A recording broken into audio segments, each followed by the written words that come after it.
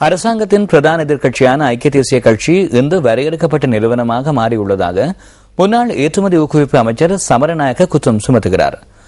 மக்களின் பிரச்சினை குறித்து குரல் எழுப்பாமல் ஐக்கிய தேசிய கட்சியின் தற்போதைய தலைமைத்துவத்தின் கீழ் சிறிகொத்தவில் சிறைப்பட்டுள்ளதாகவும் அவர் சுட்டிக்காட்டுகிறார்.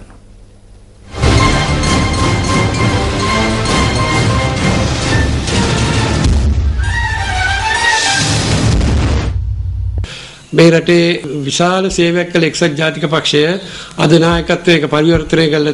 இந்த நாட்டிற்கு பாரிய சேவையாற்றிய ஐக்கிய தேசிய கட்சி இன்று விக்ரமசிங்கன் அத்தநாயக்க கம்பெனியாக மாறியுள்ளது.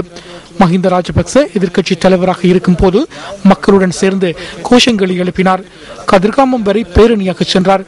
பலமுள்ள எதிர்க்கட்சி ஒன்று இருக்கின்றது என்பதை நாட்டிற்கு காட்டினார். என்று அவ்வாறான ஒரு நிலைமை இல்லை என்று ரணில் விக்ரமசிங்கவோ அல்லது வேறு ஒரு அரசியல் தலைவரோ அவ்வாறு செய்வதில்லை. ஆரம்பத்தில் ஜேவிபி லெப்டினன்ட் சுற்றுவட்டத்தில் கோஷங்களை எழுப்பிக் கொண்டிருந்தது. என்று அவர்களுக்கு என்ன நடந்திருக்கின்றது? ஐக்கிய தேசிய கட்சியினால் அவ்வாறு செய்ய முடியாது. ஐக்கிய தேசிய கட்சி ஸ்ரீகொத்தவில் இருந்து கொண்டு தேர்தலுக்கு தயார் என கூறுகின்றது. பாரிய கூட்டம் ஒன்றை அவர்களால் ஒழுங்கு செய்ய முடியாது. பேரணி ஒன்றை முன்னெடுக்க முடியாது. எமது ரணில் விக்ரமசிங்கே ஹோட்டல் ஒன்றில் அமர்ந்துள்ளவர்களுக்கு உரையாற்றுவது மற்றும் ஸ்ரீகொத்தவில் ஊடகவியலாளர் சந்திப்பு ஒன்றை நடத்துவதை தவிர மக்கள் கூட்டம் ஒன்றில் கலந்து கொள்வதில்லை.